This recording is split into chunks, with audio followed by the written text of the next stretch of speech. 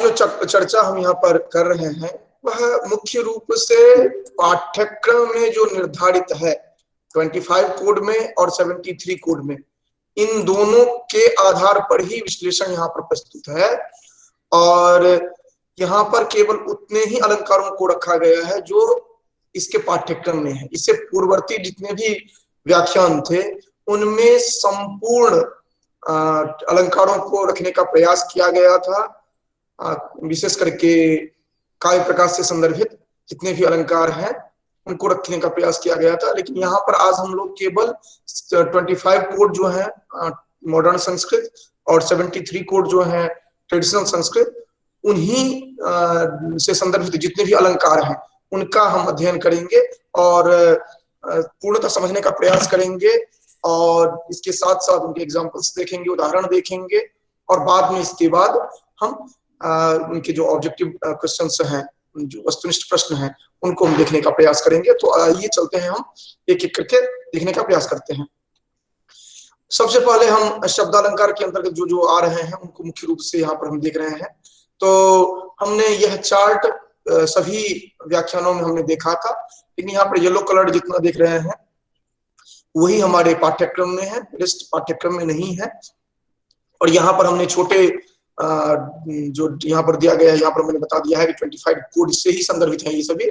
73 code में कोई भी नहीं है। इसमें वक्रोक्ति हो या अनुप्रास हो या यमक हो या श्लेष हो, ये सभी 25 कोड में ही है, 73 कोड में नहीं है। इनको हम एक एक करके हम अगर देखें तो पहला देखते हैं वक्रोक्ति अलंकार। ये 25 कोड के अंतर्गत ही है। यहाँ पर इंडिकेट कर दिया गया है कि 25 कोड में है कि 73 कोड में है कि दोनों में है। ये आप अंडरस्टूड रहेगा, ये आप स्वयं समझ जाएंगे क्योंकि ये क्या कह रहा है। अब वक्रोक्ति अलंकार हम देख रहे हैं। वक्रोक्ति अलंकार के अंतर्गत हमने देखा था जो कि यदुक्त मन्यथा वाक्य मन्यथा अन्येन योज्यते श्लेषेण काक्वा वा ज्ञेया इति वक्रोक्ति तथा द्विधा। ये हमने देखा था श्लेष या काक के माध्यम से, श्लेष या काक के माध्यम से, श्लेष या काक के माध्यम से इसे हम जान पाते हैं। और जब इनका भेद देखते हैं तो पदभंग, अभंग और काक वक्रोक्ति, ये तीन देखते हैं। और तीन में यहाँ पर अलग अलग यहाँ पर देखेंगे जो कि एक श्लोक दिया गया है नारीणाम।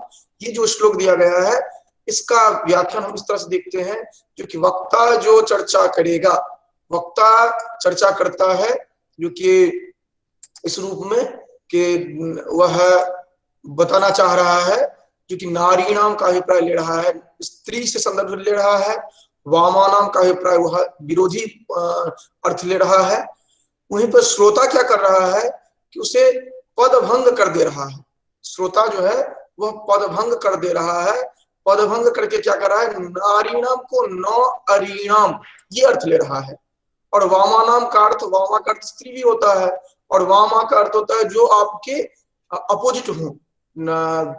जैसे हम कहते हैं वामपंथी, तो वहां पर अपोजिट का अभिप्राय वहां पर लिया जाता है, जो वो मूलतः अर्थ है, ठीक है। और वाम का अभिप्राय वाया साइड भी रखा जाता है, लेकिन यहाँ पर वामा भी उसी संदर्भ में कुछ लिया गया है। वामा नाम यहाँ पर स्त्री अर्थ में लिया गया है। तो वक्ता का कुछ अर्थ है, श्रोता का कुछ अर्थ है, श्रोता कुछ और अर्थ ले रहा है, लेकिन किस तरह से ले रहा है, जो कि पदभंग करके अभिप्राय, क्योंकि एक ही पद का अलग अलग टुकड़ा करके तब वो अर्थ ले रहा है, इसलिए पदभंग श्लेष वक्रोक्ति है। और अभंग यहाँ पर बिना भंग किए हुए, बिना किसी तरह से तोड़े हुए जो अर्थ लेता है। तो यहाँ पर दारु पद जो है इसका अर्थ है विधाता, और दारु का अर्थ लकड़ी भी होता है। वक्ता जो है विधाता अर्थ लेता है, श्रोता जो है वह लकड़ी अर्थ लेता है। अहो के ने दृश्य बुद्धिर दारुणा तव निर्मिता त्रिगुणा श्रूयते बुद्धिर न तो दारुमयी क्वचित।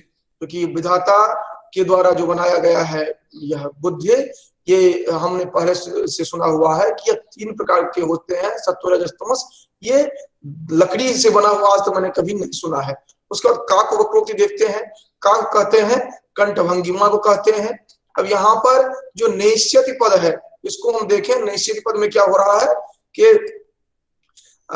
न एष्यति अर्थात नहीं आएंगे, ये अर्थ लिया जा रहा है, सामान्य रूप से अर्थ आएगा। लेकिन अगर इसको काक के माध्यम से कहेंगे तो नहीं आएंगे, मतलब अवश्य आएंगे, ये अर्थ आ रहा है। इस तरह से हमने वक्रोक्त अलंकार को देखा। अब हम आगे बढ़ते हैं, क्योंकि इसमें हमें ध्यान क्या रखना है, क्योंकि तीनों भेद ध्यान रखना है और ये जो विश्लेषण किया गया है ये हमें ध्यान रखना है, और संभव हो तो यह जो लक्षण है ये लक्षण भी ध्यान रखना है, ठीक। और नहीं तो कम से कम सामान्य रूप से जो कि सामने में लक्षण आए तो आप पहचान जाए कि ये लक्षण किसका है।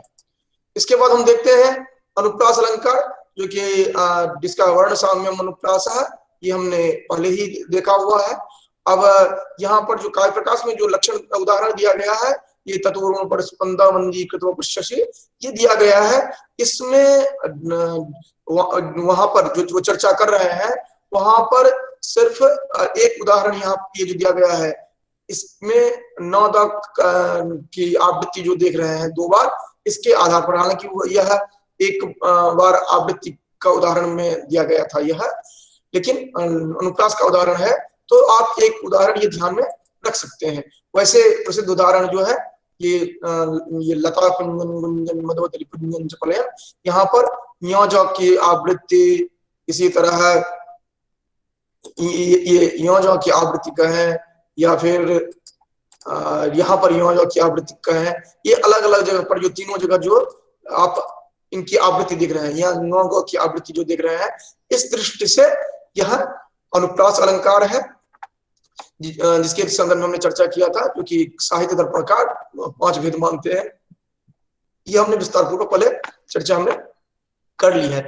मुख्य रूप से अगर काव्य प्रकाशकार की बात माने तो 3 प्रकार के हैं, हालांकि इस तरह के प्रश्न नहीं बनेंगे क्योंकि वो एम्बिगुअस प्रश्न कोई नहीं बनते हैं, संदिग्ध प्रश्न कोई नहीं बनते हैं, क्योंकि यहाँ पर 6 का वृत्तिगतो द्विधा कहा जा रहा है, लेकिन हम तीसरे भेद भी देख रहे हैं। लेकिन इस कारण से इस तरह के प्रश्न नहीं बनेंगे जो अनुप्रास का कितना उन्होंने भेद लिया है, इस तरह का सामान्य रूप से नहीं बनता है।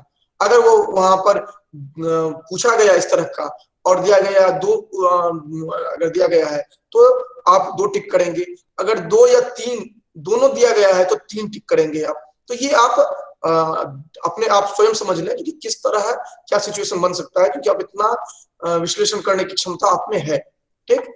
और इतना केवल ध्यान में रखेंगे जो पाठ्यक्रम में है उतने से ही प्रश्न बनेगा, इसके अतिरिक्त प्रश्न नहीं बनता है।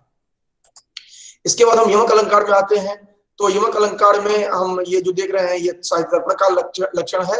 हम यहाँ पर देख रहे हैं क्योंकि अर्थे सत्यर्थ भिन्नानाम वर्णानाम सा पुनस्तुते कहा जा रहा है, जो कि यहाँ पर अगर दोनों सार्थक हों, अर्थे सति दोनों अगर सार्थक हैं, रिपीटेशन होना है, पुनरावृत्ति होनी है, लेकिन दोनों अगर सार्थक हैं तो दोनों के अर्थ अनिवार्य रूप से अलग होंगे।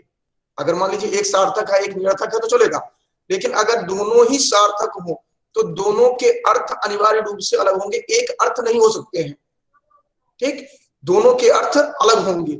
और इसके साथ साथ है क्रम से आवृत्ति होना, जो स्वर व्यंजन संहिति जो यहाँ पर है, वर्णों की संगति जो है वह अनिवार्य रूप से क्रम से आवृत्ति होना। जैसे हमने यहाँ पर अगर काव्य प्रकाश का उदाहरण देखें तो वो केवल एक उदाहरण देते हैं, समरस समर रसोयम, समर रसोयम, ये जो दिया गया है ये उदाहरण केवल वहां पर दिया गया है, ठीक ना। लेकिन यहाँ पर अगर दूसरा कोई उदाहरण देखें तो ये न पलास पलास पलम पुरस्फुट पराग पराग तो पंकज, ये जो हम कह रहे हैं यहाँ पर एक पलास का अर्थ होता है ढाक या किंगसुक जो कहते हैं, दूसरा पलास का अर्थ है पत्र पत्ता, पराग परागत में से पराग का अर्थ है पहला का पुष्पराज, दूसरे का उससे युक्त होना, लतांत में से एक लता का प्रांत हुआ, दूसरा अर्थ होगा विस्तृत। तो जबकि हम एक पार्ट को उठा करके हमने लिया है, ठीक ना। तो यहाँ पर जो उदाहरण देख रहे हैं पलास पलास, यहाँ पर नव पलास पद है लेकिन हम उसमें से कट कर लिए, पलास केवल उठा करके हम यहाँ पर जोड़ रहे हैं। फिर पलास वनम है तो यहाँ पर वनम हटा करके हम केवल पलास पद को लिया है, तो केवल पुनरावृत्ति जो हो रही है उनको केवल हम देख रहे हैं। तो इस दृष्टि से जहां पर आवृत्ति होगी, ये अनुप्रास में भी आवृत्ति होती है, लेकिन यहाँ पर क्या है कि यहाँ पर अर्थ होना अनिवार्य है। यदि दोनों अलग अलग अर्थ वाले हैं तो दोनों का अर्थ भिन्न भिन्न होना है, ये हम ध्यान में रखेंगे। इसके बाद हम देखते हैं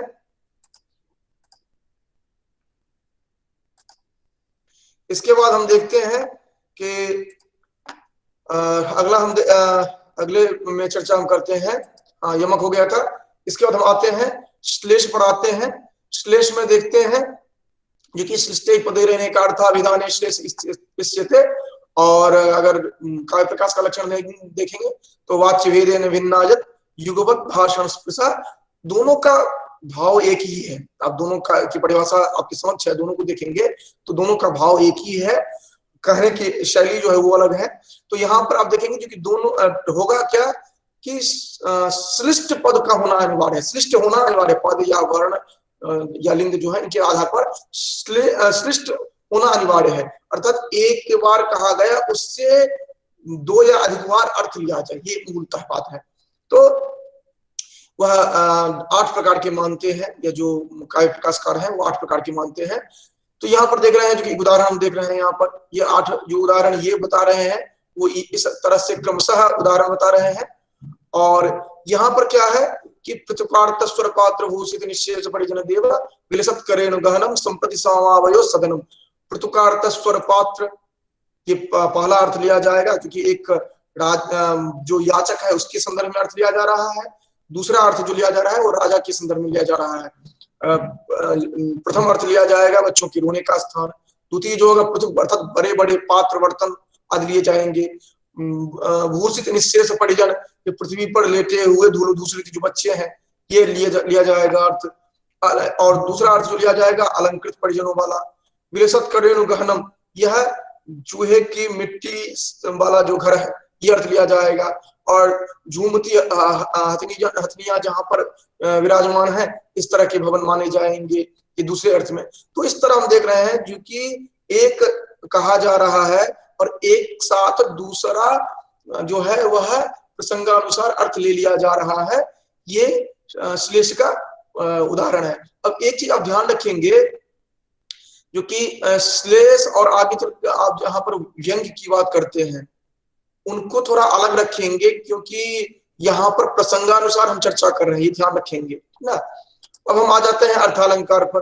अर्थालंकार में हम यहाँ पर अनुप्रास यमक श्लेष उपमा रूपक उत्प्रेक्षा अपन्नुति निदर्शन अर्थांतरन्यास दृष्टांत भाव विभावना विशेषोक्ति स्वभावोक्ति विरोधाभास संकर संश्लिष्ट अतिरेक काव्यलिंग, इनकी चर्चा भी कर रहे हैं। जिसमें ये जो आप देख रहे हैं पिंक वाला और पिंक वाला, ये दोनों में है 25 और 73 कोड दोनों में है। और व्यतिरेक और काव्यलिंग सिर्फ काव्य प्रकाश सिर्फ इसमें है। ये जो काव्यलिंग और व्यतिरेक जो है ये सिर्फ और सिर्फ ये किसमें है तो 73 कोड में है। तो इस कारण से यहाँ पर हम देखते हैं कि उपमा रूपक उत्प्रेक्षा समासोक्ति व्यतिरेक काव्यलिंग ये 73 कोड में है, रेस्ट जो है वह 25 कोड में है, जो यहाँ पर आप देख रहे हैं। क्योंकि जैसे जैसे दोनों में है तो इस कारण से 25 कोड और 73 कोड दोनों बताया जा रहा है। अब उपमा को देखें, साम्यम वाच्यम अभिधर्म्यम, वाक्य की उपमा दो, एक ही वाक्य में जब आप देखते हैं जो कि तुलना की जा रही है दो वस्तुओं की। अब हम विस्तार पूर्वक पहले चर्चा कर चुके हैं, उपमा उपमेय क्या है, उपमान क्या है, साधारण धर्म क्या है, वाचक शब्द क्या है, ये सब चर्चा हम पहले कर चुके हैं, इसलिए वो चर्चा हम नहीं कर रहे हैं। यहाँ पर हम यह चर्चा करें कि जब तुलना आप करते हैं किसी धर्म विशेष के आधार पर तो वहां पर उपमा अलंकार होता है, जिसमें कि उपमेय जो होता है उपमान की तुलना में हेय होता है। उपमेय जो होता है उसकी तुलना की जाती है उपमान से, किंतु उपमान जो होगा वह व्यापक होगा धर्म की दृष्टि से। और आप देखते हैं जो कि इसके दो भेद बताए गए हैं, पूर्णा और लुप्ता। यहाँ पर यह भी बात ध्यान रखेंगे जो कि पूर्णा जो होगा वह उसमें चारों ये अवयव पाए जाएंगे, उपमेय उपमान साधारण धर्म और वाचक शब्द। लेकिन लुप्ता जो है वहां पर एक की कमी होगी या दो की कमी होगी या तीन की कमी होगी, 3 तक की कमी वहां पर होगी। और ये उदाहरण जो यहाँ पर दिया गया है मधुर सुधा वदद्रह, ये काव्य प्रकाश से नहीं दिया गया है, क्योंकि काव्य प्रकाश में साक्षात उपमा का उदाहरण देकर के उपमा के जो भेद प्रभेद बताते हैं उसका उदाहरण वहां पर देते हैं। तो यहाँ पर मधुर सुधा वदद्रह यहाँ पर दिया गया है। तो यहाँ पर उपमान आप खोजेंगे, उपमेय खोजेंगे, फिर साधारण धर्म खोजेंगे और वाचक शब्द जो यहाँ पर दिया गया है इस जगह पर, जो कि विश्लेषण करके यहाँ पर प्रस्तुत किया गया है। तो इस तरह से आप इसको देख सकते हैं, अलग अलग जगह पर जो बताए गए हैं अलग अलग दृष्टि से। ठीक, इधर लक्षण अगर आप देखें तो ये लक्षण बताए गए हैं, ये सॉरी उदाहरण बताए गए हैं, लेकिन ये काय प्रकाशकार के उदाहरण नहीं है, ये ध्यान रखेंगे। और मूल रूप से उपमा का अर्थ होता है तुलना, जब किसी व्यक्ति या वस्तु की तुलना समान गुण अर्थात साधारण धर्म की बात की जा रही है उससे किया जाता है, तभी यह उपमा होगी। और पूर्ण उपमा में क्या होगा, जो सभी अंग होंगे, ये जो चारों अंग होते हैं ये सभी अंग होंगे। और लुप्त उपमा में क्या होंगे, जिनमें से एक या दो या तीन नहीं पाए रहेंगे। इस तरह हम उपमा अलंकार को देखते हैं। एक बात और विशेष रूप से ध्यान देने वाली बात है, क्योंकि उपमा अलंकार में अनिवार्य रूप से उपमान और उपमेय की मध्यम तुलना करते हैं, साधारण धर्म के आधार पर साधर्म में देखते हैं, कार्य कारण आदि को नहीं देखते हैं। ये ध्यान रखेंगे आप, जो आप आगे चल करके जो आप देखेंगे कुछ अलंकार यहाँ पर वहां पर हम बताएंगे, क्योंकि वहां पर हम कार्य कारण आदि को देखेंगे, अर्थात कारण जो है इन सबको देखेंगे। यहाँ पर कारण आदि को नहीं देखेंगे, यहाँ पर सिर्फ उपमान और उपमेय को देखेंगे, साधर्म के आधार पर देखेंगे। तो ये विशेष रूप से ध्यान रखेंगे। जितना उपमा देखने में सहज है उतना सहज है नहीं है, क्योंकि इसके बहुत सारे भेद प्रभेद हो जाते हैं, पूर्णा के बहुत सारे भेद हो जाते हैं, लुप्ता के बहुत सारे भेद हो जाते हैं। लेकिन मोटे तौर पर आप अगर इतना समझते रहेंगे तो आप क्वेश्चन अटेम्प्ट कर सकते हैं अच्छी तरह से। फिर हम आते हैं रूपक अलंकार की ओर। रूपक अलंकार में क्या होता है कि कहते हैं रूप और गुण की अत्यधिक समानता के कारण उपमेय पर उपमान का भेद रहित आरोप कर लिया जाता है। ये भी दोनों में है 25 में और 73 कोड में, क्योंकि यहाँ पर कहते हैं तद रूपकम अभेदोज उपमानोपमेयो। अब ये कह रहे हैं अति साम्यात अनपन्नुत भेदयो अभेद। अभेद जो यहाँ पर कह रहे हैं ना, जो कि दोनों में अभेद हो। अभेद क्या क्यों कहा जा रहा है, भेद रहित आरोप जो कहा रहा है उसका क्या अभिप्राय है। अनपन्नुत भेदयो अभेद कह रहे हैं, क्योंकि उपमान और उपमेय जिनका भेद प्रसिद्ध है उनका सादृश्यातिवश क्या होता है, जो अभेद वर्णन है वही रूपक अलंकार कहलाता है। अर्थात अत्यंत सादृश्य होने के कारण प्रसिद्ध अनपन्नुत भेद वाला उपमान उपमेय का अभेद वर्णन जो है वह रूपक अलंकार है। क्योंकि यहाँ पर जो बताया गया है, जो कि द्वीपम भ्रमति दधति चंद्र मुद्रा कलापे न्यस्तम सिद्धांजल परिमलम लांछनस्य छलेन, ये काव्य प्रकाश से उदाहरण है। इस उदाहरण में देख रहे हैं कि कापालिकी जो है उसका आरोप किया गया है रात्रि के ऊपर में, तो यह प्रधान रूपक है। और यहाँ पर देख रहे हैं जो कि अलग अलग जो कि चांदनी रूप भस्म से व्याप्त होने के कारण जो इन गुणों से युक्त है, जो यह कापालिकी वह लग रहा है जो कि वह द्वीप और द्वीपांतर में टहल रही है। तो वस्तुतः कापालिकी जो है वह उसका आरोप किया जा रहा है किसके ऊपर, रात्रि पर। और अगर वो जो उदाहरण हमने दिया है वहां पर भी आप देख रहे हैं पातुबो जलद श्यामा सारंग जाघात करकसा कई लोग के मंडप स्तंभा चत्वारो हरिवाहवा। ये यहाँ पर अलग अलग जो यहाँ पर एक उपमेय पर उपमान का जो अभेद आरोप किया गया है, ये यहाँ पर आप देख सकते हैं अलग अलग उदाहरणों में।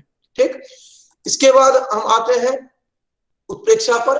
उत्प्रेक्षा में क्या होता है, जो कि यहाँ पर संभावना की जाती है। संभावना की जाती है, क्या है, संभावना मतोत्प्रेक्षा प्रकृतस्य समेन जत। प्रकृतस्य नाम उपमेयस्य, उपमेय का समेन अर्थात उसका साधारण धर्म जो है उपमानेन जो है, सॉरी समेन का अभिप्राय है उपमानेन। तो संभावना मतोत्प्रेक्षा प्रकृतस्य समेन, किसका किसके साथ, प्रकृतस्य नाम उपमेयस्य समेन नाम उपमानेन, उपमान के साथ प्रकृति का की जब संभावना की जाती है। अर्थात यहाँ पर बताया जा रहा है जो कि उपमेय की संभावना उपमान के समान अगर की जाए, तो यहाँ पर देखेंगे जो कि जैसे उदाहरण दिया गया है यहाँ पर, जो कि वर्षा के समय में वो उदाहरण जो हम देखते हैं लिम्पति तमोंगा निवर्षति वांजनम नवा असत पुरुष से दृष्टि विफलताम गता। यहाँ पर देख रहे हैं जो कि यह ये उपमेय जो है उस पर अनिवार्य रूप से उत्कट संदेह के कारण उस पर उसका आरोप कर दिया जा रहा है। जो यहाँ पर देख रहे हैं कि वर्षा काल का वर्णन किया जा रहा है कि उस रात्रि में अंधकार जो है वह अंगों को लीप रहा है, आकाश काजल की वृष्टि सी कर रहा है। ये किस तरह लग रहा है कि देखिए दुष्ट पुरुष की सेवा के समान दृष्टि जैसे विफल हो जाती है वैसे ही दिखाई पड़ रहा है। मतलब ये है कि यहाँ पर उपमेय की संभावना की जा रही है जैसे कि उपमान हो, ठीक ना, इस तरह किया जा रहा है। दृष्टि की विफलता होने के कारण इस तरह की जा रही है। यहाँ इसके भेद भी हम देखते हैं। यहाँ पर आप जो वस्तुत्प्रेक्षा देख रहे हैं, फलो हेतुत्प्रेक्षा देख रहे हैं, फलोत्प्रेक्षा देख रहे हैं, तो यहाँ पर बहुत ज्यादा समस्या नहीं है। यहाँ पर अगर आप वस्तु को लेकर के चर्चा करते हैं, विषय वस्तु को लेकर के, तो वह वस्तुत्प्रेक्षा है। जहाँ हेतु को लेकर के चर्चा करते हैं वहां पर हेतुत्प्रेक्षा है। अगर आप फल को लेकर के चर्चा करते हैं तो फलोत्प्रेक्षा है। मोटे तौर पर आप इतना समझते रहिए, क्योंकि विषय वस्तु को लेकर चर्चा करते हैं वस्तुत्प्रेक्षा, अगर फल को लेकर हेतु को लेकर चर्चा करते हैं हेतुत्प्रेक्षा, और फल को लेकर के चर्चा करते हैं तो फलोत्प्रेक्षा है। इसके बाद समासोक्ति देखते हैं। तो समासोक्ति में क्या होता है कि श्लेष युक्त जो अर्थात विशेषण है उसके द्वारा, अर्थात उसके द्वारा दूसरा जो है अर्थात उपमेय जो है, उपमान जो है, अप्रकृति जो है, उसके व्यवहार का जब कथन किया जाता है, अर्थात प्रकृति के द्वारा, प्रस्तुत के द्वारा, उपमेय के द्वारा जब अप्रकृत का ये उपमान के व्यवहार का कथन किया जाए संक्षेप में, तो उसको कहा जाता है समासोक्ति। संक्षेप होने के कारण, संक्षिप्तीकरण के कारण इसको कहा जाता है समासोक्ति। और इसका लक्षण हम देखते हैं क्या, परोक्तिर भेदकैः सृष्टैः समासोक्ति। परोक्ति जो है उसको बताने की बात जहां पर की जाती है उसको हम कहते हैं समासोक्ति। यह सृष्ट पद के आधार पर होता है यह भी। तो यहाँ पर प्रकृतार्थ प्रतिपादक वाक्य जो है उसमें श्लेष विशेष के महात्म्य से, विशेष आदि के सामर्थ्य से नहीं, श्लेष विशेष के माध्यम से, महात्म्य से, और प्रकृतार्थ जो है उसका अभिधान किया जाना वो भी समास से अर्थात संक्षिप्तीकरण के माध्यम से, यह समासोक्ति कहा जाता है। यह वृत्ति यहाँ पर आप देखेंगे, प्रकृतार्थ प्रतिपादक वाक्येन श्लिष्ट विशेषण महात्म्यात् न तो विशेषस्य सामर्थ्यात्। ये क्लियर ध्यान रखेंगे। श्लिष्ट विशेषण महात्म्यात् यत् अप्रकृतार्थस्य नाम उपमानस्य अभिधानम सा समासेन तत् संक्षेपेण अर्थद्वय कथनात्। अर्थात एक कहा जाएगा, प्रकृति की बात की जाएगी, लेकिन सृष्टि के माध्यम से अप्रकृति जो है, उपमान जो है, उसका भी कथन किया जाएगा। अब श्लेष अलंकार से कंफ्यूज नहीं करेंगे। श्लेष जो है वह शब्दालंकार के तहत आप उसको आपने देखा था, जो कि एक वर्ण या पद की आवृत्ति होती है। इसमें संपूर्ण का कथन हो जा रहा है, संपूर्ण जो वाक्य है उसका कथन हो जा रहा है जो अप्रकृत है, ठीक ना।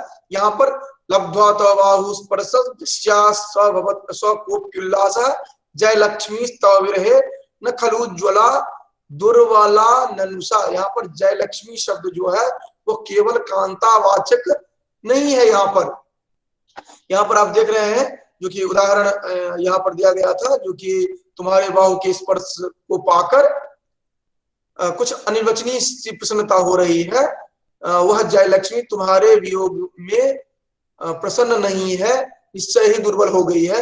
यहाँ पर देख रहे हैं कि विशेष, केवल विशेष वाचक जय लक्ष्मी शब्द जो है वह अप्रकृत जो प्रस्तुत नहीं है, कांता रूप अर्थ का वाचक नहीं है, अपितु विशेषणों के द्वारा जय लक्ष्मी शब्द नायिका का बोधक हो जा रहा है ना। तो ये इस तरह हम देख रहे हैं क्योंकि केवल प्रकृति को ही नहीं ये बताता है, वह उससे आगे बढ़ जा रहा है। अब यहाँ पर रूपक और समासोक्त में भेद बताया गया है, अप्रस्तुत प्रशंसा और समासोक्त में भेद बताया गया है। थोड़ा सा हम देख लेते हैं। रूपक अलंकार में प्रकृति पर अप्रकृति का आरोप जो होता है वो विशेष्य का आरोप होता है। समासोक्त में प्रकृत व्यवहार में अप्रकृत व्यवहार का आरोप होता है, ये ध्यान रखेंगे। रूपक में जो क्या होता था, प्रकृत का प्रकृत पर अप्रकृत का अप्रकृत विशेष्य का आरोप होता था, वहां विशेषण विशेष भाव को देखते थे हम। यहाँ पर क्या होता है, व्यवहार को देखते हैं। प्रकृत व्यवहार, समासोक्त में प्रकृत व्यवहार जो है उसमें अप्रकृत व्यवहार जो है उसका आरोप होता है। दोनों में क्या मूल भेद हुआ, एक में विशेष विशेषण भाव को लेकर के हम देखेंगे मूल रूप से, यहाँ पर क्या होगा कि दोनों का व्यवहार हम देखेंगे, प्रकृत और अप्रकृत का, ठीक ना, अर्थात क्रियात्मकता यहाँ पर आ रही है। तो ये चीज यहाँ पर बताया जा रहा है कि यहाँ पर लब्ध्वा बाहुस्पर्शम आदि विशेष नहीं है, अपितु केवल व्यवहार मात्र का आरोप हो रहा है, इसीलिए यह रूपक नहीं है, यह समासोक्ति, यही रूपक तथा समासोक्ति में मूल रूप से भेद है, ठीक ना। क्या भेद हुआ गया कि विशेष विशेषण संबंध वहां पर नहीं है, तो विशेष की बात यहाँ पर नहीं की जा रही है, यहाँ पर व्यवहार की बात की जा रही है। छोड़िए, अब देखते हैं अप्रस्तुत प्रशंसा और समासोक्ति। हालांकि अप्रस्तुत प्रशंसा हमारे पाठ्यक्रम में नहीं है, लेकिन हम भेद देख लें ताकि हमें कंफ्यूजन ना हो। कह रहे हैं जो कि दोनों में अर्थ वर्णित होता है और दूसरे का आक्षेप होता है, दोनों में ही ये बात होती है। उन दोनों में समानता, यही समानता है कि दोनों में अर्थ वर्णित होता है और वह दूसरे का आक्षेप बनता है। दोनों में भेद क्या है कि अप्रस्तुत प्रशंसा में अप्राकरणिक अर्थ से प्राकरणिक का बोध होता है, लेकिन समासोक्त में प्राकरणिक से अप्राकरणिक का बोध होता है, उल्टा है, ठीक ना। अप्रस्तुत प्रशंसा में क्या होता है, अप्रस्तुत प्रशंसा को आप इस तरह ध्यान में रख सकते हैं जो कि अप्राकरणिक से प्राकरणिक का 21, और समासोक्त को आप इस तरह ध्यान रख सकते हैं जो कि प्राकरणिक से अप्राकरणिक अर्थात 12, क्योंकि आपके पाठ्यक्रम में समासोक्त है, इसीलिए समासोक्त आपके लिए पहला है, तो पहले 12 आएगा, उसके बाद आएगा 21। तो समासोक्त में क्या होगा, क्योंकि प्राकरणिक से अप्राकरणिक 12 आप ध्यान में रखेंगे, और 12 पहले आता है, और अप्रस्तुत प्रशंसा आपके पाठ्यक्रम में नहीं है तो उसको आप बाद वाला मान लीजिए, तो 21 हुआ, तो उसमें अप्राकरणिक से प्राकरणिक अर्थ लिया जाएगा। और ये मैं भेद इसलिए बता रहा हूँ कि ये आपको यूजीसी के लिए आवश्यक नहीं है, लेकिन जहां कहीं भी आप इंटरव्यू में जाते हैं वहां पर ये प्रश्न बन सकता है, तो वहां पर अगर आप ये ट्रिक आपको ध्यान रहेगा तो वहां पर आपका साथ यह देगा। यद्यपि आपने अप्रस्तुत प्रशंसा नहीं भी पढ़ा है तो भी वहां पर आप हवाबाजी में बात नहीं करेंगे, आप कॉन्फिडेंस के साथ बोल सकते हैं, जो कि यह समासोक्त जैसे ही होता है, लेकिन क्योंकि दोनों में क्या होता है कि दोनों का जो अर्थ वर्णित होता है उसमें दूसरे का आक्षेप किया जाता है एक दूसरे पर, लेकिन यह आक्षेप किस पर किसका किया जाता है, यही भेद है दोनों में। एक में प्राकरणिक का जो होता है वह अप्राकरणिक से, प्राकरणिक से अप्राकरणिक का आक्षेप होता है समासोक्ति में, और अप्रस्तुत प्रशंसा में अप्राकरणिक से प्राकरणिक का होता है। तो इतना भी अगर आप जवाब दे देते हैं तो पता चल जाता है जो कि आप जानते हैं। इसके बाद आते हैं अपन्नुति। अपन्नुति में क्या होता है, प्रकृति का निषेध करके प्रकृतम प्रतिसिद्ध्य अन्य स्थापनम, प्रकृतम नाम उपमेयम, उपमेयम जन निषिध्य अन्यान अन्यत साधयेत, अन्यत साध्यते, दूसरे को जब साधित किया जाता है या दूसरे को जब स्थापित किया जाता है, सातु अपन्नुति या स्यात् अपन्नुति, दोनों लक्षण देखिए आप, दोनों बराबर ही आपको दिखेंगे, बहुत ज्यादा अंतर नहीं दिखेगा आपको। तो यह अपन्नुति है। उपमेयम असत्यम कृत्वा, उपमेय को झुठला करके, उपमेय को निषेध करके, उपमेय को असत्य सिद्ध करके, उपमानम सत्यतया जब स्थाप्यते, उपमान की स्थापना जहां पर उपमान सत्य है, ऐसे जैसे जहां पर स्थापना की जाती है वहां पर अपनुति कही जाती है।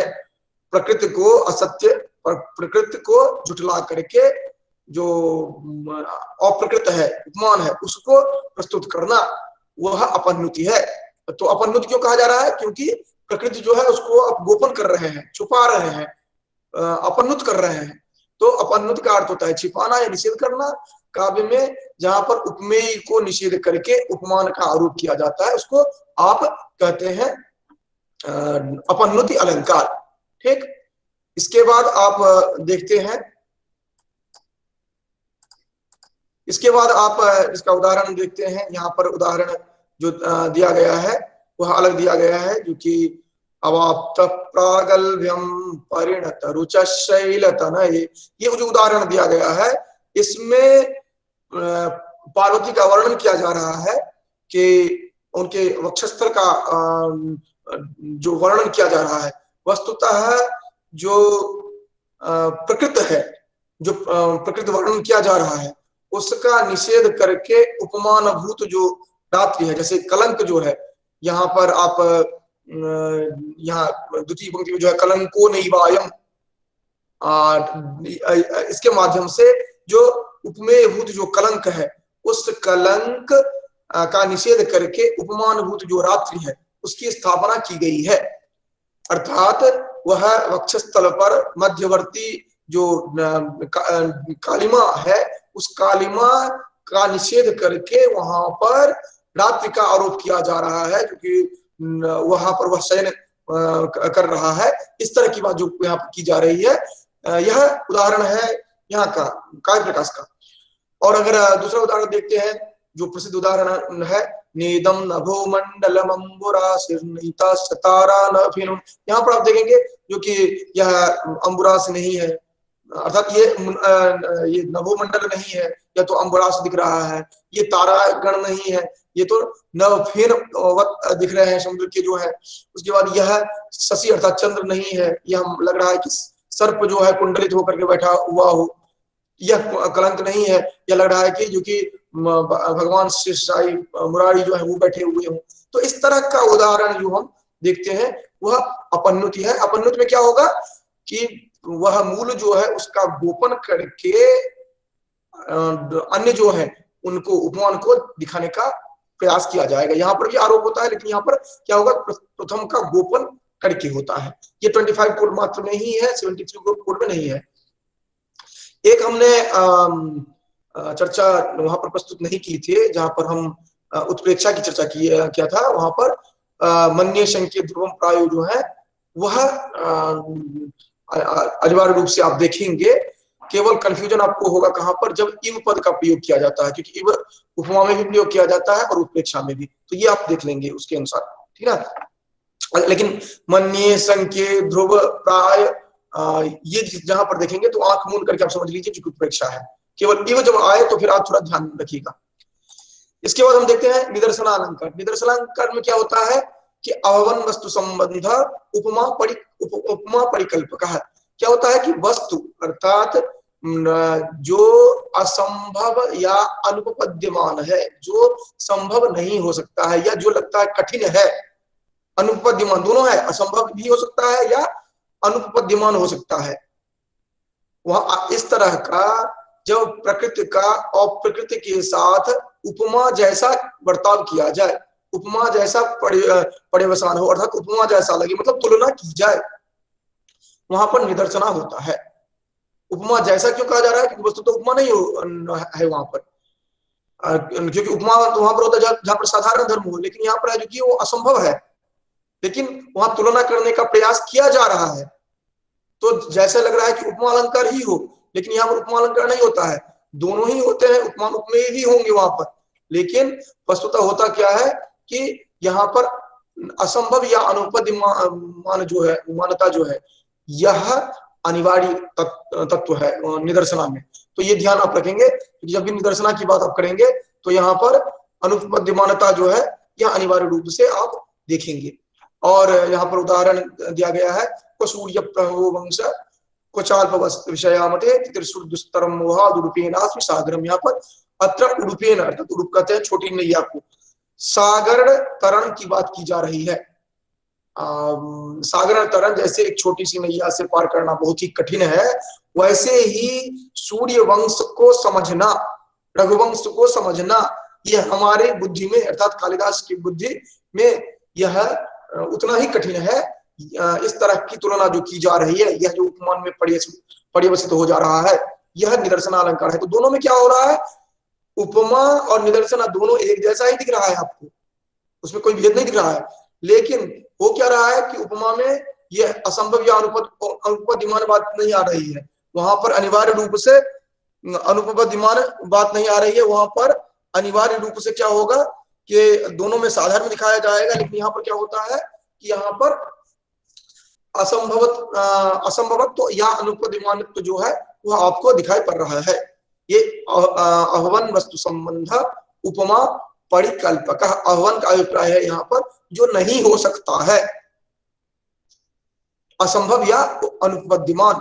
आह्वान पद का क्या अभिप्राय है, क्योंकि जब मैं यहाँ पर लक्षण के साथ साथ उसका उदाहरण सामने में मैंने रख दिया है, उसका कारण यह है कि जब भी आप इंटरव्यू वगैरह में रहेगी, यूजीसी में तो सामान्य रूप से नहीं पूछे जाते हैं, लेकिन पूछे जा सकते हैं जो कि आह्वान पद का यहाँ पर क्या अर्थ लिया जाएगा।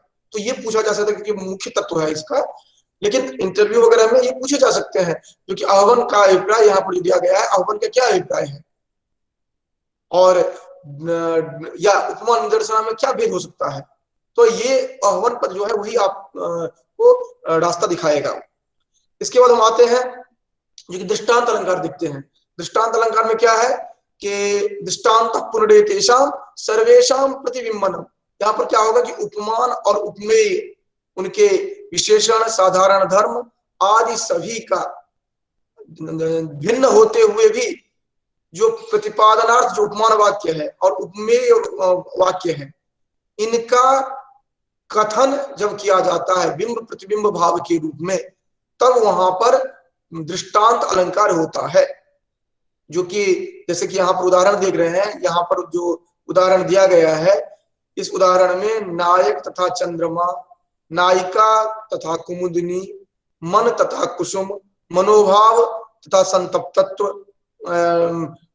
ये मनोभाव संतप्तत्व और सूर्य संतप्त का इसके साथ निर्वाण तथा विकास, इन सभी का बिंब प्रतिबिंब भाव दिखाया जाएगा। अर्थात आप ये समझिए जो कि जैसे उपमान अलंकार में आप चारों तत्व देते हैं वो पूरा वहां पर भी आपको दिखाई पड़ेगा।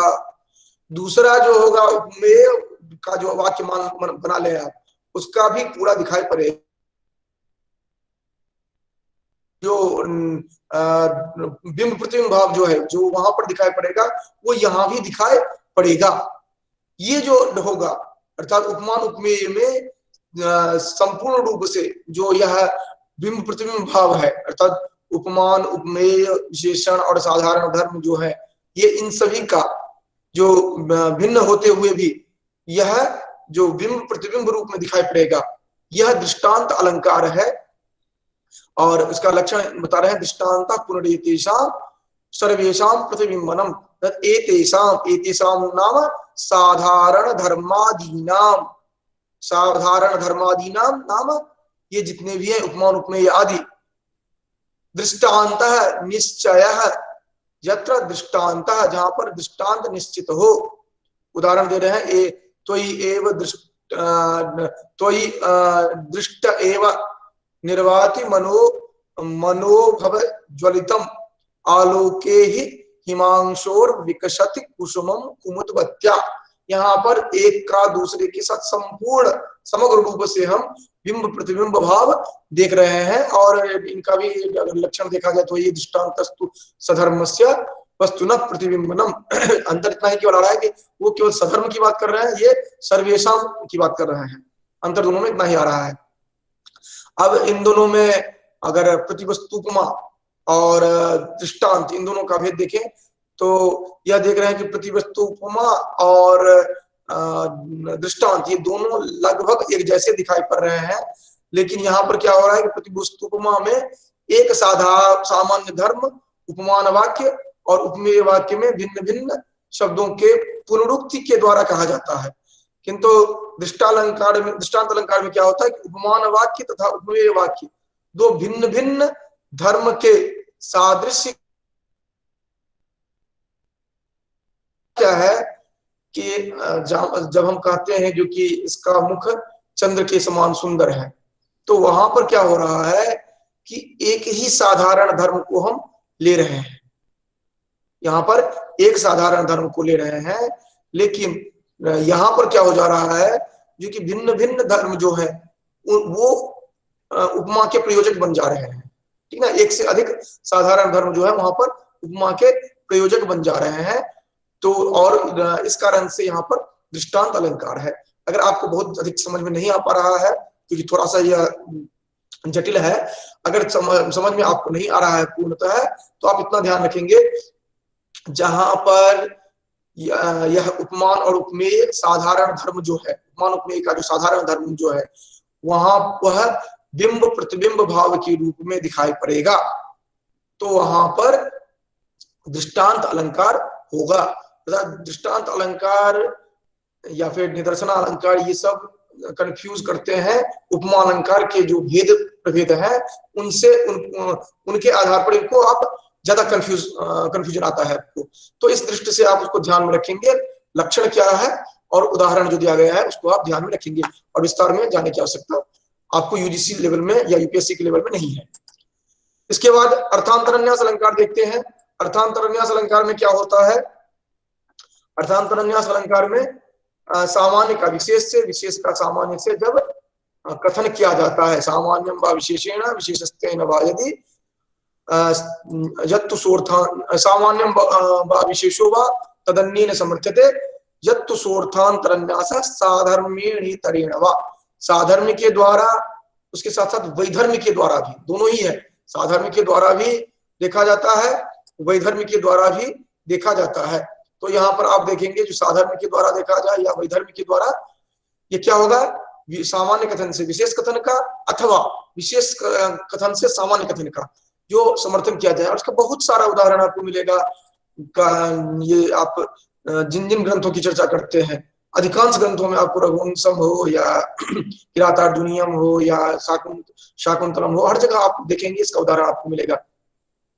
इसमें क्या होता है कि साधर्म या वैधर्म के आधार पर सामान्य विशेषण से सामान्य से विशेष को समर्थित किया जाता है, विशेष से सामान्य को समर्थित किया जाता है। और यहाँ पर जो उदाहरण दिया गया है इसके आधार पर यहाँ पर बताया गया है जो कि साधर्म और वैधर्म दोनों के आधार पर यह 4 हो जाएगा, क्योंकि सामान्य से विशेष 2 हो गया, विशेष से सामान्य ये 4 है। तो ये कह रहे हैं क्योंकि इस कारण से यहाँ पर साधर्म के आधार पर 2 और वैधर्म के आधार पर 2, ये 4 भेद हो जा रहा है। और यहाँ उदाहरण दे रहे हैं जो कि निज दोष आवृत, ये जो उदाहरण दे रहे हैं ये एक कहा गया है, दूसरे को समर्थन किया जा रहा है। और अगर आप प्रसिद्ध उदाहरण देखेंगे तो शाकुंतलम वगैरह में आपको मिल जाएगा। यहाँ पर कह रहे हैं जो कि अपने दोष से जिनका मन व्याप्त हो रहा है उनको अत्यंत सुंदर वस्तु भी बुरी जान पड़ती है। मतलब एक ऐसा व्यक्ति जिसका मन स्वयं में कलुषित है, उसको जो अच्छा वस्तु है वह भी बुरा दिखाई पड़ता है। ये कहा गया क्या, जो कि एक कथन यहाँ पर की गई है, सामान्य बात, ठीक। लेकिन उसके साथ साथ उसे विशेष बातों, विशेष से दिखाया गया है। क्या विशेष दिखाया गया है, जैसे कि जिसको जॉन्डिस हो जाता है, पीलिया रोग हो जाता है, उससे संख भी पीला दिखाई पड़ता है। कहा गया है सामान्य बात, सामान्य मतलब कॉमन टू ऑल, सामान्य मतलब सहज नहीं, कॉमन टू ऑल, ये कहा गया है, यूनिवर्सल ये कहा गया है। लेकिन इसको समर्थन किससे किया गया है, एक स्पेसिफिक पार्टिकुलर इंसिडेंट्स के साथ बताया गया है, पार्टिकुलर सेंटेंस के साथ बताया गया है। जैसे कि आप वहां पर भी देखेंगे जो कि धूम ज्योतिषलिलमरुतां सन्निपातः मेघः संदेशार्था कपटकरणैः प्राणिभिः प्रापणीया इत्योत्सुक्याद परिगणयन् गुस्सकस्तम याचे कामार्ता हि प्रकृतिप्रणाश्चेतनाश्चेतनेषु। तो यहाँ पर देख रहे हैं क्योंकि कामार्थ व्यक्ति जो है वो प्रकृति और अप्रकृति में भेद नहीं कर पाता है, एक सामान्य बात है। और ऊपर जो कहा गया वो विशेष बात है क्योंकि स्पेसिफिक वह यक्ष के संदर्भ में बात थी, वो विशेष को सामान्य से समर्थित किया गया। तो इस तरह आप देखते हैं कि सामान्य का विशेष से, विशेष का सामान्य से किया जाता है, ये वाइस वर्सा है। अर्थात इसलिए यहाँ पर दो देख रहे हैं, क्योंकि सामान्य का विशेष से कभी दिखेंगे, कभी विशेष का सामान्य से। सामान्य का अभिप्राय हुआ यूनिवर्सल, विशेष का अभिप्राय हुआ पार्टिकुलर। ये ध्यान रखेंगे, इस पर कंफ्यूज नहीं करेंगे, नहीं तो फिर आपका जो अवधारणा है वही चेंज हो जाएगा पूरा। सामान्य हुआ यूनिवर्सल जो सभी के लिए एप्लीकेबल है, और विशेष हुआ जो केवल एक व्यक्ति के लिए है, यह लागू होता है। इस तरह आप बहुत सारे उदाहरण देख सकते हैं सहजतया। इसके बाद आप विभावना विशेषोक्ति देखते हैं। ये दोनों मैं एक साथ बता रहा हूं क्योंकि ये थोड़ा सहज रहेगा आपको समझने के लिए, अलग अलग में थोड़ा कंफ्यूज करते हैं आप।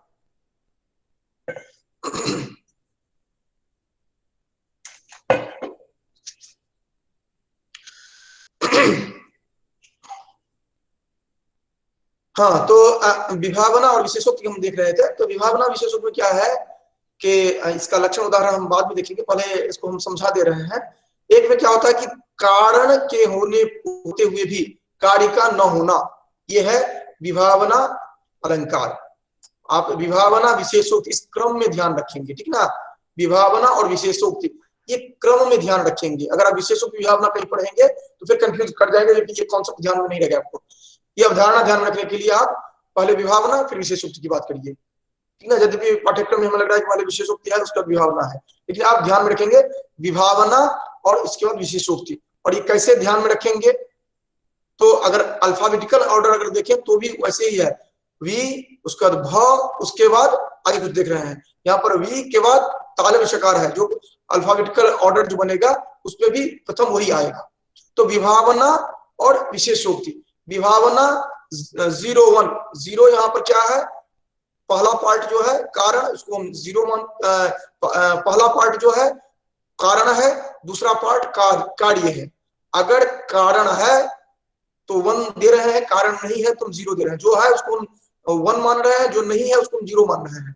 पहला पार्ट कारण है क्योंकि पहले कारण आता है, और फिर दूसरा पार्ट कार्य है, क्योंकि कभी ऐसा नहीं होता है कि पहले कार्य आ जाए और बाद में कारण आए। तो कारण उसके बाद कार्य, ठीक। तो विभावना 0 1, कार्य 1 0। और वैसे भी देखेंगे सीक्वेंस में, जैसे अल्फाबेटिकल ऑर्डर ये अलग आ रहा है, पहले विभावना उसके बाद विशेषोक्ति, वैसे ही डिजिटल ऑर्डर देखेंगे उसमें भी 0 1 पहले आएगा और 1 0 बाद में आएगा। तो ये मैथमेटिकल फॉर्मूला अगर आप ध्यान में बना करके रखें, तब आप फिर आप लक्षण में आइए तो आप सहजतया समझ जाएंगे। कारण के न होने पर भी कार्य का होना, यह विभावना अलंकार है। कारण के होते हुए भी कार्य का न होना, यह विशेषोक्ति अलंकार है। अब देखिए यहाँ पर कार्य क्रियाया प्रतिषेधे फल व्यक्ति विभावना। क्रिया अर्थात हेतु रूप क्रिया जो है उसके निषेध करने पर भी, प्रतिषेधे भी मतलब निषेधे भी, फल व्यक्ति तत्फल प्रकाशनम, उसके फल को बताना विभावना है। अर्थात क्रिया के न होने पर भी, अर्थात कारण के न होने पर भी उसके फल को बताना विभावना है। अब विशेषोक्ति क्या हो रहा है, विशेषोक्ति अखंडेषु कारणेषु फलावचः, अर्थात मिलते स्वपि कारणेषु, कारण के मिलने पर भी, कारण के उपस्थित होने पर भी, कारण के दिखाई देने पर भी, कारण के अखंड होने पर भी, अर्थात अखंड होना मतलब कार्य होना वहां पर, कारण के होने पर भी, कारणेषु कारण के अखंड होने पर भी, कारण के दिखाई देने पर भी, कारण के प्रस्तुत होने पर भी, कारणस्य अकथनम, यहाँ पर दीर्घ संधि है, संधि कंफ्यूज नहीं करेंगे। कारणस्य कार्यस्य अकथनम, कार्य को न कहा जाए, या फलावचः, फल का वचन न किया जाए, अवच हो अर्थात वहां पर वो नहीं कहा जाए, ये समस्त पद में जाएगा। फलानाम, फल जो है उसको न बताया जाए, वहां पर क्या होगा, अकथनम विशेषोक्ति, अर्थात अनुक्त निमित्ता उक्त निमित्ता। इस दृष्टि से यहाँ पर दो भेद होते हैं इसके विशेषोक्ति के, जो यहाँ पर अनुक्त निमित्त होंगे, अर्थात निमित्त जो है वह नहीं कहा जाएगा। एक होगा जो कि निमित्त कहा जाएगा, अर्थात एक होगा जो गम्य होगा, ऑटोमेटिकली आप समझ जाएंगे। एक होगा जिसमें कि स्पष्ट रूप से कहा जाता है, लेकिन होगा दोनों में। तो 01 हो गया विभावना, 10 हो गया विशेषोक्ति। अब अलग अलग उदाहरण देख लीजिए और इन दोनों का उदाहरण आप पढ़ लीजिएगा, आपको समझ में सहजता आ जाएगा। यहाँ जो उदाहरण दिया गया है वो भी आप समझ लीजिएगा। ये आपको सबसे ज्यादा जरूरत पड़ेगा जहां पर आप कहते हैं कुछ काव्य प्रकाश पढ़ेंगे और जब तददोषु शब्दार्थो सगुणावर अलंकृति पुनः क्वापि कह करके क्वचित स्फुटालंकार विरहोपि न काव्यत्व हानि, ये पढ़ेंगे प्रथम उल्लास में। और उदाहरण वहां पर जब देंगे वो, क्योंकि उसका जो एक उदाहरण देते हैं, उस उदाहरण में जब साहित्य दर्पणकार खंडन करना शुरू करते हैं तो वहां पर जाकर के साहित्य दर्पणकार यही कहते हैं कि यहाँ पर विभावना और विशेषों के दोनों अलंकार है, तो कैसे आप कह रहे हैं कि स्पष्ट अलंकार नहीं है। तो ये वहां पर जो विशेषण बताया जाता है, वहां पर जो विश्लेषण किया जाता है, अगर आप विभावना विशेषोक्ति को अच्छी तरह से आत्मसात नहीं किए हैं तो कोई भी चाहे तो आपको नहीं समझा सकता है वो। क्योंकि वहां पर जो स्तेचोन्मीलित मालुची सुरभय प्रौढ़ा कदम्बा नीला साचेवासु तथा तत्र सुरतव व्यापार लीला, तो ये जो वहां पर चित्त समुत्कंठते इस पद की जो व्याख्या करते हैं वो इस स्लाइड के बिना आप नहीं कर सकते हैं। विभावना और विशेषोक्ति आपको जानना अत्यावश्यक हो जाता है। इसका स्वभावोक्ति, स्वभावोक्ति क्या सीधा सा है, जो नेचुरल है, जो आपका स्वाभाविक जो क्रिया है आपकी, उसको अगर कवि अपनी प्रतिभा के आधार पर वर्णन करता है उसको स्वाभाविक कहते हैं। किसी वस्तु का स्वाभाविक वर्णन जो है उसको स्वाभाविक कहते हैं। यह अलंकार किसी जाति गुण क्रिया के आधार पर उसका तद्वत वर्णन है। तद्वत पद आप समझेंगे जब न्याय दर्शन पढ़ेंगे उसमें समझेंगे, क्योंकि जो उसका स्वरूप है उसी के समान अगर वर्णन किया जाए, जो उसका क्रिया है, जो वस्तुता हुआ है उसका स्वाभाविक वर्णन किया जाए तो वहां पर स्वभावोक्ति अलंकार होगा। और यह कवि अपनी प्रतिभा के कारण, हालांकि जितने भी अलंकार हैं कवि की प्रतिभा के कारण ही होता है, कवि अपनी प्रतिभा के कारण ही जो दुरूह जो स्वभाव है उसको भी वह बता पाता है, तो उसको कहा जाता है स्वभावोक्ति। स्वभावोक्तिस्तु डिम्भादे स्वक्रिया रूपणम।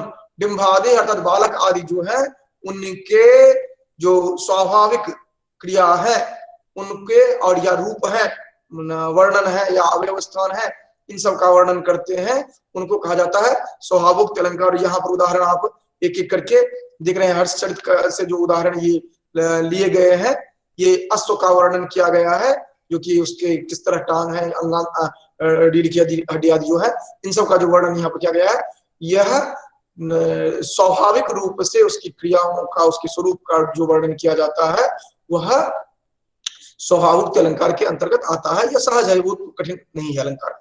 इसके बाद विरोधाभास अलंकार देखते हैं। इसको आप देखते हैं कि यहाँ पर लक्षण जो दिखेगा विरोध अलंकार के रूप में, ठीक ना। यही विरोध अलंकार जो है विरोधाभास अलंकार के रूप में यहाँ पर यह बता रहे हैं, जो कि क्या होता है कि विरोध सो विरोधे विरुद्धत्वेन तद्वचः। यहाँ पर होता क्या है कि वास्तव में विरुद्ध न होने पर भी विरोध की प्रतीति कराने वाले जो विरुद्ध रूप से जो वर्णन किया जाता है वह विरोध अलंकार कहा जाता है या विरोधाभास अलंकार कहा जाता है। तो विरोध अलंकार जो है वस्तुतः विरोध अलंकार को ही विरोधाभास क्यों कहा गया है, विरोध तो अलग चीज है, विरोधाभास अलग चीज है, तो दोनों को ऐसे क्यों कहा जा रहा है, विरोध को ही विरोधाभास। इसका अभिप्राय ये है कि यहाँ पर जो अलंकार का जो वर्णन किया जा रहा है, यद्यपि विरोध दिखाया जा रहा है वस्तु तो वहां पर विरोध है नहीं, इसीलिए यहाँ पर विरोधाभास भी उसको कहा जा रहा है, ठीक ना। तो कह रहे हैं कि वस्तु वृत्तेन अविरोधे भी, वस्तु के वृत्त से, वस्तु के व्यवहार से, वस्तु को के व्याख्यान से अविरोधे भी, विरोध न होने पर भी विरुद्धयोः इव, दोनों मानो विरुद्ध जैसे हैं, यत् अभिधानम, इस तरह का व्याख्यान जहां पर किया जाए सविरोध, वह विरोध कहलाता है। ठीक। और ये विरोध अलग अलग दृष्टि से हो सकता है, जो कि जाति चतुर्भिर जात्याद्यैर्विरुद्धा स्यात् गुणस्त्रिभिः क्रिया द्वाभ्याम द्रव्यम द्रव्येण वेति दशा। तो ये विरोधाभास अलंकार 10 प्रकार के होते हैं, और ये 10 प्रकार के किस तरह होते हैं ये यहाँ पर वर्णन किया गया है। और यहाँ पर ये उदाहरण दिया गया है, ये शाम कंठ परिग्रह प्रणयिताम संप्राप्य धाराधर। ये उदाहरण जो यहाँ पर दिया गया है, ये जितनी भी बातें कही जा रही है यहाँ पर, धराधर खड्ग आदि जो जातिवाचक शब्द है, या अनुराग जो है, ये सभी एक साथ विरोध दिखाया गया है। जो कि कहा गया है जो कि वो अनुराग वाले हैं लेकिन खड्ग धारण करते हैं। ये जितनी भी बातें बताई गई है, जो कि रुधिर के वहां पर भूखे हैं लेकिन वह अनुराग उनका है, ये जितनी भी बातें बताई गई है, यह सभी विरोध जैसा दिख रहा है, वस्तुतः वहां पर विरोध है नहीं। तो यहाँ पर हे राजन, आप जो तीक्ष्ण अर्थात निष्ठुर तलवार धराधर खड्ग जो है, वह भी जिन शत्रुओं के गले का आलिंगन करने का अनुराग युक्त है, खून से लाल है हो जाती है, और किसी अपूर्व स्नेह से, प्रेम से, रक्त से प्राप्त चिक्कणता प्राप्त को हो जाती है। युद्ध भूमि के लिए उत्सुक उन राजाओं को आप धूल में मिलाने का काम करते हैं। जो यहाँ पर देख रहे हैं, जो कि एक तरफ तो कह रहा है कि वह खड्ग जो है वह निष्ठुर है, लेकिन फिर भी वह अनुरक्त है। वो कह रहा है जो कि वह अपूर्व स्नेह है, फिर भी वह खून को चिपकाना चाहता है अपने में। तो ये जो विरोध दिख रहा है, वस्तुतः यहाँ पर विरोध है नहीं, अपनी काव्य प्रतिभा के आधार पर बताने का प्रयास किया जा रहा है। इसके बाद व्यतिरेक अलंकार। ये व्यतिरेक अलंकार महत्वपूर्ण है। व्यतिरेक अलंकार महत्वपूर्ण है लेकिन बहुत ही सहज है, सहजता है, आप इसको समझ सकते हैं। व्यतिरेक अलंकार महत्व किस दृष्टि से है? व्यतिरेक अलंकार इस दृष्टि से महत्वपूर्ण है क्योंकि आप काव्य प्रकाश पढ़ें या साहित्य दर्पण पढ़ें, मंगलाचरण जो है वहां पर व्यतिरेक अलंकार का ही प्रयोग किया गया है। तो इसीलिए व्यतिरेक अलंकार इस दृष्टि से महत्वपूर्ण है, जो कि आपको ये समझना पड़ता है व्यतिरेक अलंकार है क्या, अन्यथा आप उन अलंकारों को वहां पर व्याख्यायित नहीं कर पाते हैं। और इंटरव्यू में जब आपको पूछा जाता है तो वहां पर समस्या होती है, क्योंकि ध्यान ही नहीं रहता है कि कौन सा अलंकार है वहां पर। तो वहां पर यह उपमा के ठीक विपरीत है। और उपमा के ठीक विपरीत क्या है? उपमा अलंकार में क्या करते हैं कि उपमान व्यापक होता है, उपमेय जो होता है वह कम व्यापक होता है। लेकिन यहाँ पर क्या होता है कि यहाँ पर उपमेय जो है वो अधिक व्यापक हो जाता है, उपमान जो है वो कम व्यापक होता है। अगर आप ऐसा कहें क्योंकि तुम्हारा मुख चंद्र के समान है, यह तो हो गया उपमा अलंकार। और अगर ये कहें जो कि यह मुख जो है, चंद्र जो है वह तुम्हारे मुख के समान सुंदर दिखाई पड़ रहा है, अगर बदल दें आप तो उपमान तो वही रहेगा, सुंदरता तो चंद्र में ही है। लेकिन अगर इसको व्यापक बताया जा रहा है तो वहां पर जाकर के वह यह व्यतिरेक अलंकार के अंतर्गत आ जाएगा। यहाँ पर कह रहे हैं उपमानात् यदन्यस्य व्यतिरेकः स एव सः।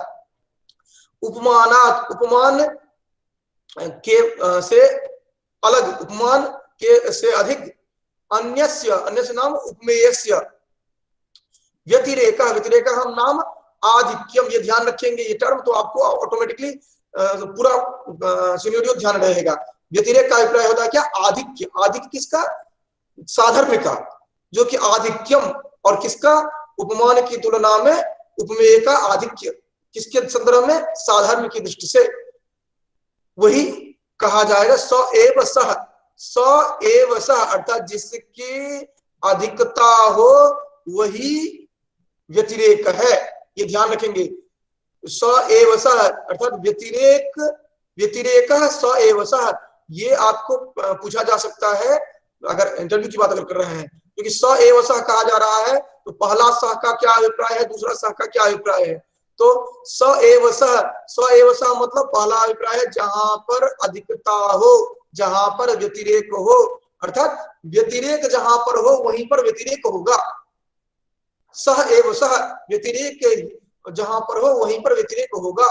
पहला होगा व्यतिरेक का अभिप्राय आधिक्य, साधर्मिक का आधिक्य, और दूसरा व्यतिरेक का अभिप्राय हो गया जो कि व्यतिरेक अलंकार, ठीक ना। तो इस तरह करके बताया गया है अन्यस्योपमेयस्य व्यतिरेकस् व्यतिरेक का अभिप्राय है आधिक्यम। अब यहाँ पर उदाहरण बता रहे हैं, क्षीण क्षीणो भी शशि भूयो भूयो विवर्तते सत्यम। ये यहाँ पर कह रहे हैं जो कि हे सुंदरी मान जाओ, मान छोड़ दो, मेरे ऊपर प्रसन्न हो जाओ, आदि आदि यहाँ पर चर्चा कर रहे हैं।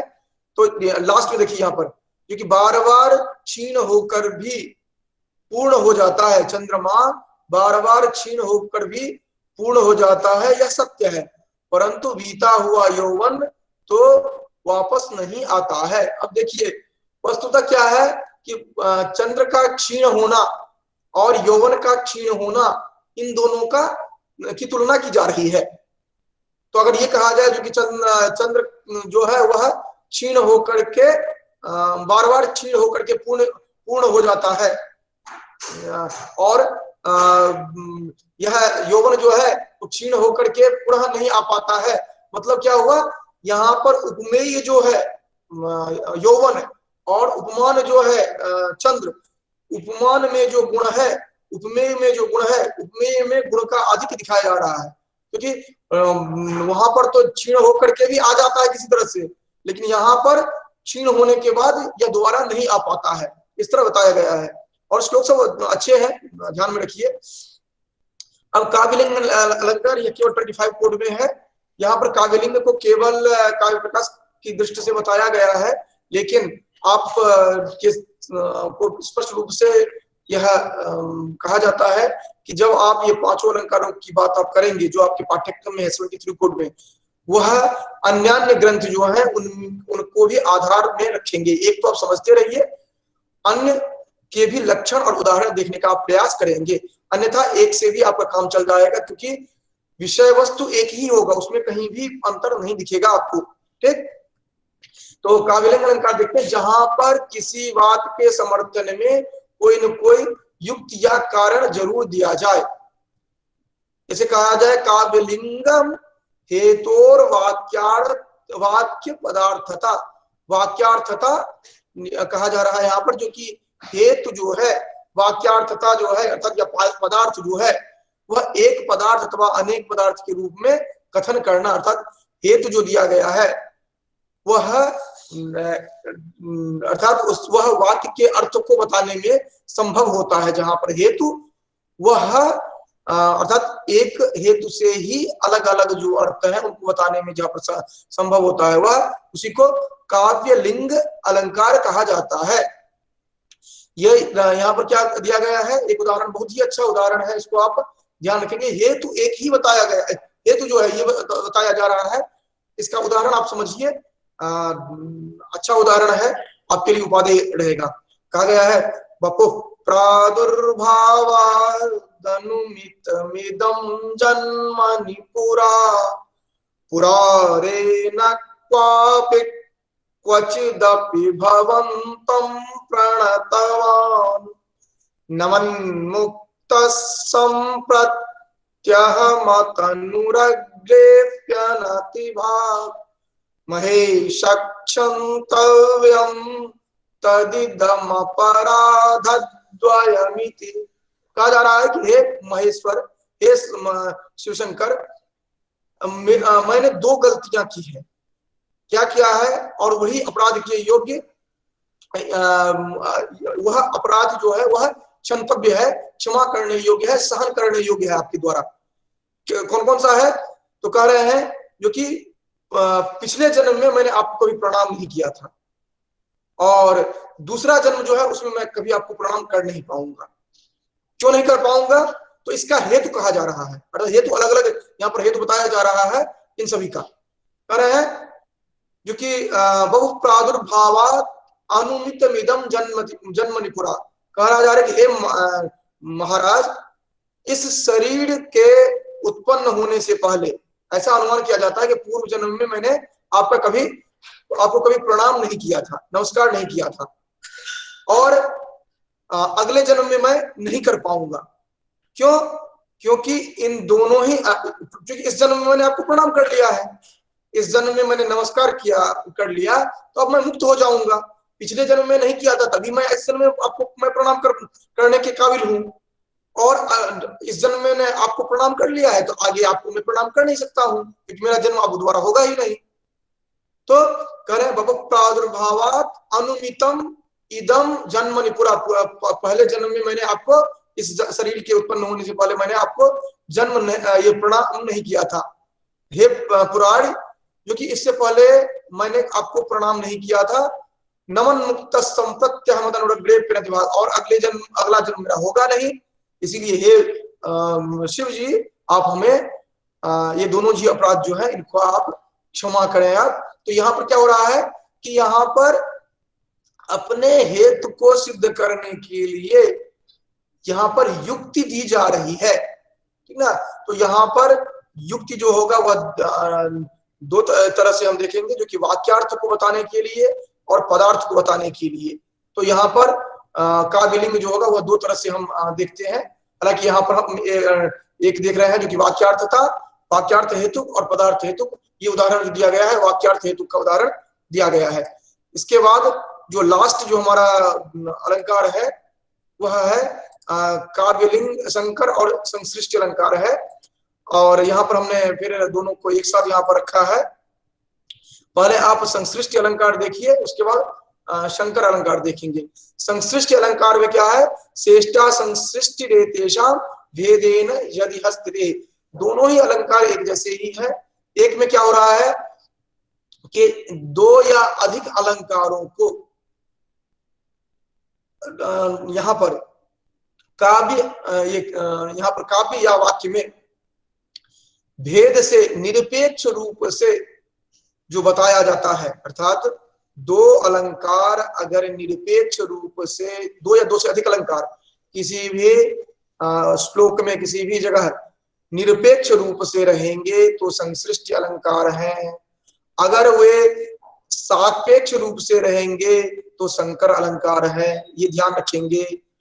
अर्थात दोनों में ही दो या दो से अधिक अलंकार होंगे, लेकिन अगर निरपेक्ष रूप से है तो संसृष्टि अलंकार है, सापेक्ष रूप से है तो संकर अलंकार है। संकर का अर्थ होता ही है मिक्स होना।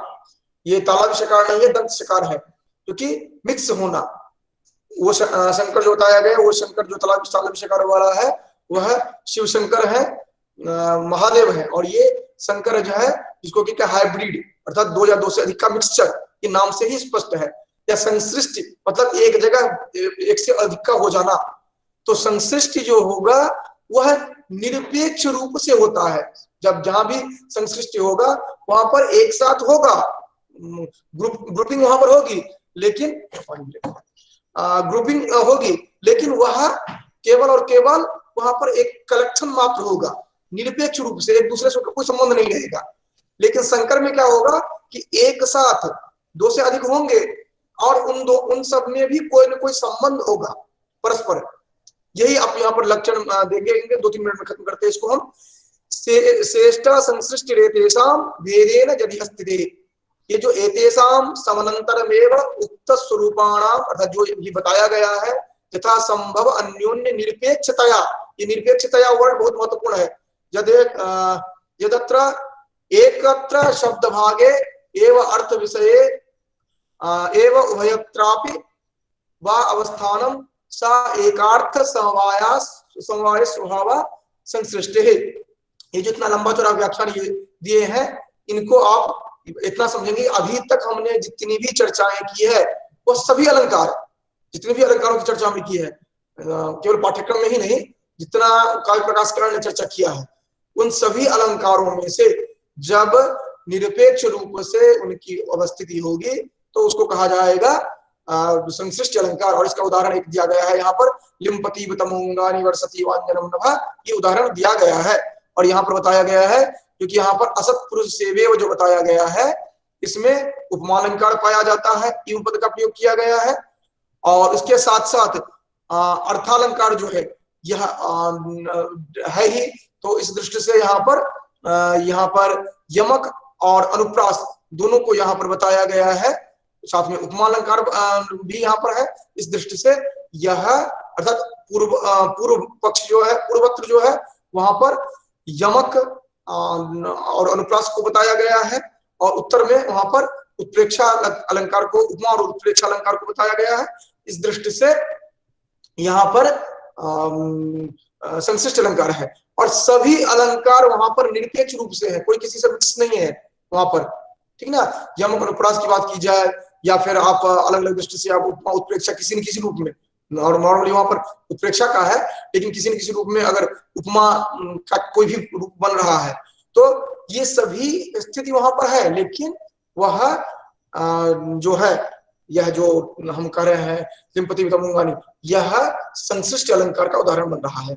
अगर इधर देखें तो अविश्रांति जुषाम आत्यंत्य अंगांगित्वम तो संकर है, यहाँ पर एते एव यत्र आत्मनि अनासादितत्व स्वतंत्र भावा परस्परम अनुग्राह्य अनुग्राहकताम दधति, अर्थात अनुग्राह्य अनुग्राहकताम ये महत्वपूर्ण है यहाँ पर, अर्थात एक दूसरे के उपकारक बनते हैं।